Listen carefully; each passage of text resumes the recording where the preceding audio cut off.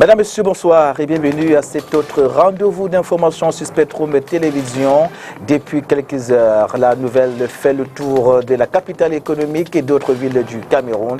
L'archevêque métropolitain de Douala déclare de façon officielle avoir trouvé le médicament qui guérit le coronavirus. Déclaration faite ce jour à Douala au cours d'un point de presse. Des produits et matériels médicaux désormais à la disposition des malades du coronavirus. La région du littoral a reçu ce don présidentiel de ce mercredi 29 avril 2020, qui est de la distribution à suivre dans ce 20h.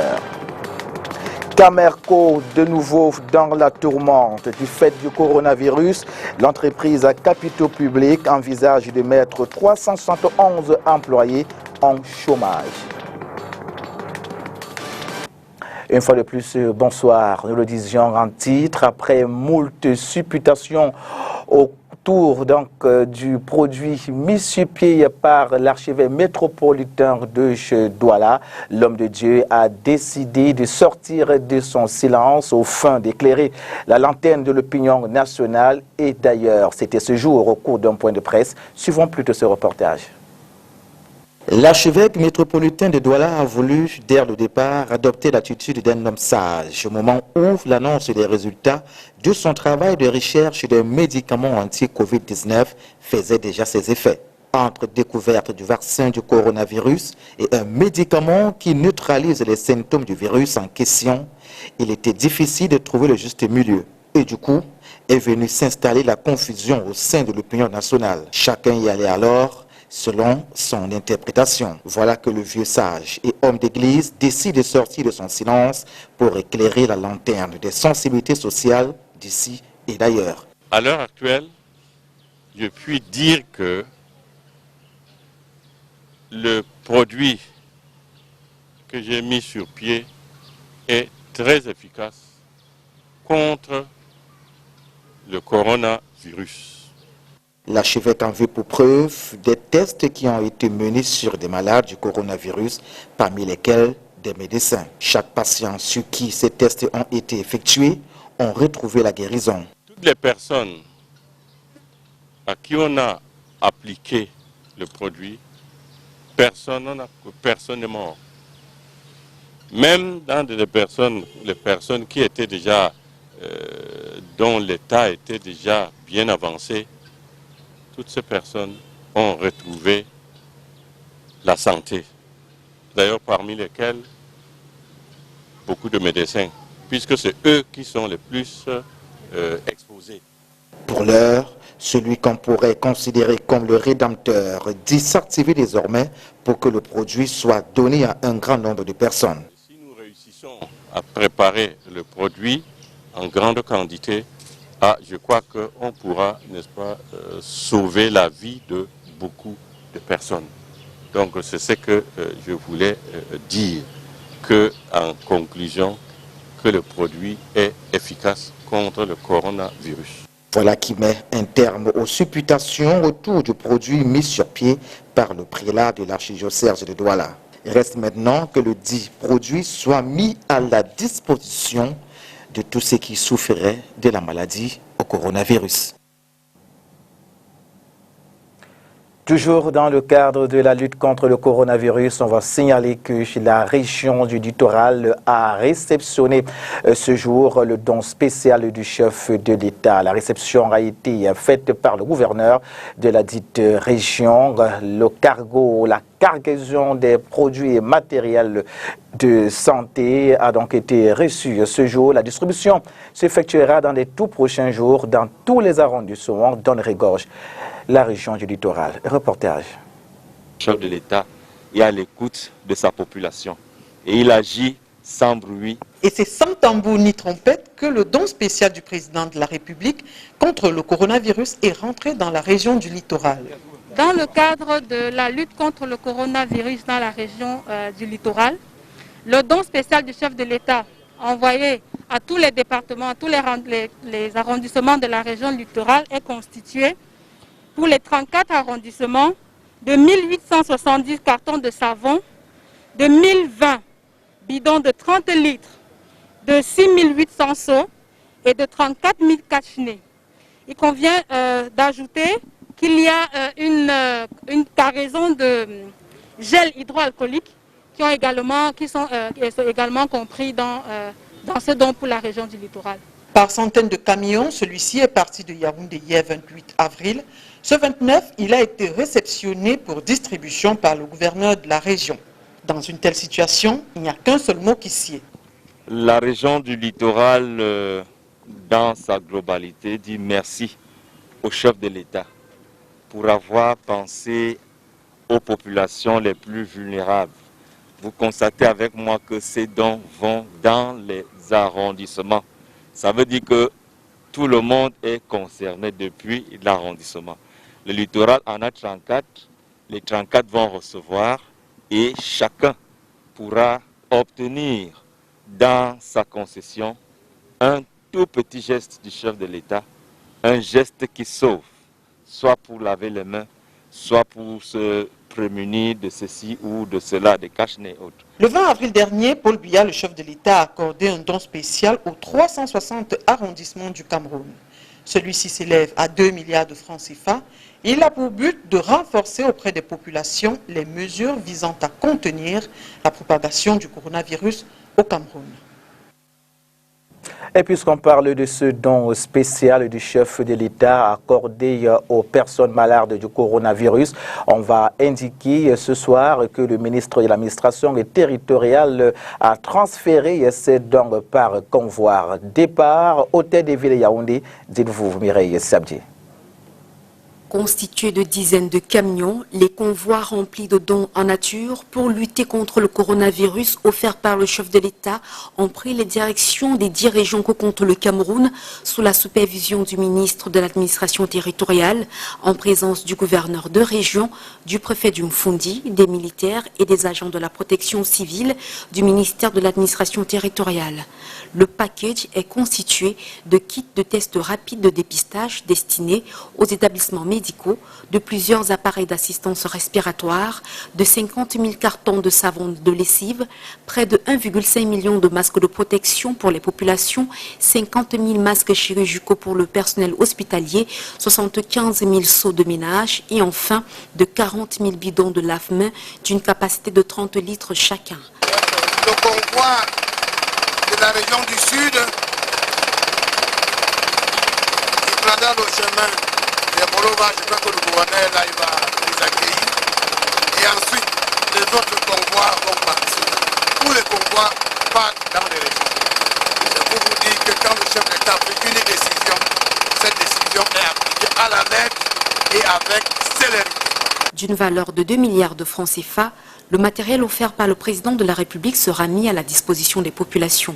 Les gouverneurs de région se chargeront de l'acheminer dans les communes de leur zone de commandement vendredi 1er mai prochain sur l'ensemble du territoire national.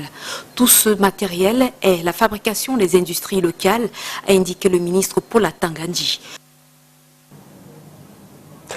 Des sensibilités humaines se réunissent pour trouver la meilleure stratégie pouvant aider à mettre hors d'état de nuire le coronavirus. Dans la capitale économique, plus précisément au sein de la mairie de la ville, le maire de cette ville donc a reçu les brasseurs ce jour. Ensemble, ils ont travaillé pour une meilleure stratégie à mettre sur pied. Makeda Nidinyotom nous en dit plus dans ce reportage. Après les chefs d'entreprise il y a quelques jours, c'est au tour des sociétés brassicoles d'aller à la rencontre du maire de la ville de Douala, engagé actuellement dans la lutte contre la propagation de la maladie à coronavirus. Ce mercredi, les brasseurs, réunis au sein d'un collectif baptisé CAPA, ont évalué avec le maire les besoins urgents et les stratégies à implémenter rapidement pour faire face à l'épidémie actuelle. Il était question pour nous de nous aligner sur les stratégies à rapidement implémenter sur le terrain. Et c'est ce qui a été fait.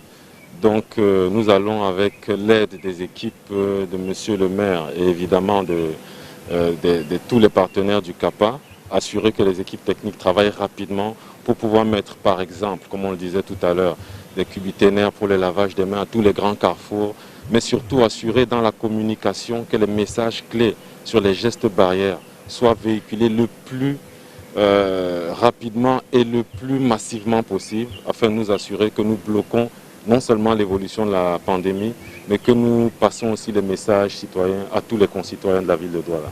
Respect des gestes barrières, respect des règles d'hygiène, le maire de la ville appelle les populations à protéger davantage les équipements installés par endroits destinés à lutter contre l'épidémie. Non, nous avons simplement voulu approfondir la discussion avec les brasseurs parce qu'ils ont une activité commune dans laquelle ils ont un certain nombre d'équipements qui peuvent mutualiser et mettre à disposition de la ville pour intensifier la lutte contre le coronavirus. Ils vous ont dit quel genre d'équipement, notamment les lave-mains et les gels hydroalcooliques, mais aussi et surtout la communication. Je voudrais, à la suite du président de l'association des brasseurs, dire ici que nous appelons les populations à protéger elles-mêmes les lave-mains que nous mettons à la disposition du public. Plus de 100 équipements ont déjà été installés à Douala, annonce le maire. Et l'opération va se poursuivre jusqu'à ce que le virus soit ralenti ou stoppé, précise Roger Bassandine. Coronavirus, on en parle encore. Focus ce soir sur l'équipement de protection du personnel médical. Au moment où des sirènes de pénurie retentissent de part et d'autre, les pouvoirs publics rassurent. Les centres sont régulièrement approvisionnés à des coûts raisonnables. Dites-vous, Olivier Bouzike. La controverse alimente les réseaux sociaux depuis le début du coronavirus au Cameroun. Deux éléments ont servi de prétexte aux internautes pour mettre le débat sur la table. La qualité des outils issus du don chinois et les plaintes du personnel médical qui crie à l'abandon. Acteur majeur de la stratégie de riposte du gouvernement, cet expert revient sur la qualité des équipements de protection actuellement utilisés dans les centres de prise en charge. Il n'y a pas une marque qu'on va vous conseiller, mais nous avons quand même dû renvoyer certains équipements qui ne permettaient pas d'assurer d'un point de vue normatif la protection de nos personnels de santé. Seulement, le Cameroun n'en fabrique pas. Le stock actuellement disponible permet cependant de couvrir les besoins, dit-il. Il arrive que nous recevions des alertes de certains centres où on vous dit là, nous sommes proches de la rupture. Et comme nous avons un stock de régulation à partir du niveau central, nous approvisionnons d'abord la structure concernée. Et les alertes de risque de rupture tiennent de quoi? Vous pouvez faire une dotation d'équipement en fonction du besoin qui est exprimé, mais la pandémie, elle augmente. Alors il faut rapidement remplacer en attendant que les autres commandes arrivent et font encore l'objet d'un redéploiement. Ces équipements coûtent par ailleurs une petite fortune au pouvoir public. Vous avez des surblouses qui sont autour de 10 000 francs, des masques chirurgicaux qui sont aujourd'hui autour de 1 000 francs. Une calotte médicale parce qu'elles viennent en boîte de 50 et nous les prenons généralement des prix autour de 6 à 10 000 francs. C'est des équipements, qu'il faut le dire, ont connu une certaine augmentation en raison de la grosse demande au niveau mondial. Et nous faisons chaque fois l'effort de voir tous ceux qui ont des équipements sur place pour être sûr que toute la commande nationale, tout ce qui est disponible sur le territoire national, revienne en priorité au système de santé pour la protection des personnels de santé et la prise en charge des patients Covid-19. Il faut noter que la prise en charge des patients et du personnel médical dans le cadre de la lutte contre le coronavirus est financièrement assurée par l'État et donc gratuite pour les patients. Nous le disons donc en titre, Camerco est de nouveau dans la tourmente. La compagnie nationale aérienne du Cameroun envisage de mettre en chômage technique près de 400 employés. Cette mesure pourrait s'appliquer dès le mois de mai, d'après le directeur général de cette entreprise, lui, Roger Koutovo. Notre reporter, Makedani Nyotsom, nous en dit plus dans ce reportage. Près de 400 employés de la compagnie nationale aérienne Camerco pourraient être mis en chômage technique dans les prochains jours. C'est ce qui ressort d'une correspondance adressée par le directeur général de Camerco le 23 avril au ministre des Transports, également président du conseil d'administration de l'entreprise. La mise en œuvre de la dite mesure, qui couvre une période de 6 mois pour compter de la deuxième semaine du mois de mai, devrait concerner 371 employés, indique Louis-Georges Dipendikotou. Dans la foulée, le DG précise qu'il s'agit principalement du personnel dont l'activité est directement impactée par la suspension de l'exploitation, à savoir le personnel de vente, le personnel d'escale et le personnel navigant. Sont également concernés le personnel administratif et support non essentiel au cours de cette période de ralentissement des activités. Sur le plan financier, cette mesure envisagée n'est pas sans conséquence car le chômage technique devrait coûter près d'1,5 milliard de francs CFA. À cet effet, le DG de Cameco dit avoir sollicité un appui financier auprès du ministre des Finances justement en vue de la prise en charge des dépenses y afférentes, conclut Louis-Georges Dipendi. Grève du syndicat des transports urbains. Le Premier ministre rassure, d'heures d'audience seront respectées dans très peu de temps. C'était lors d'une concertation qui s'est tenue hier dans la capitale politique du Cameroun, au moment où le mouvement syndical des transports urbains est divisé. Olivier Bouzouke.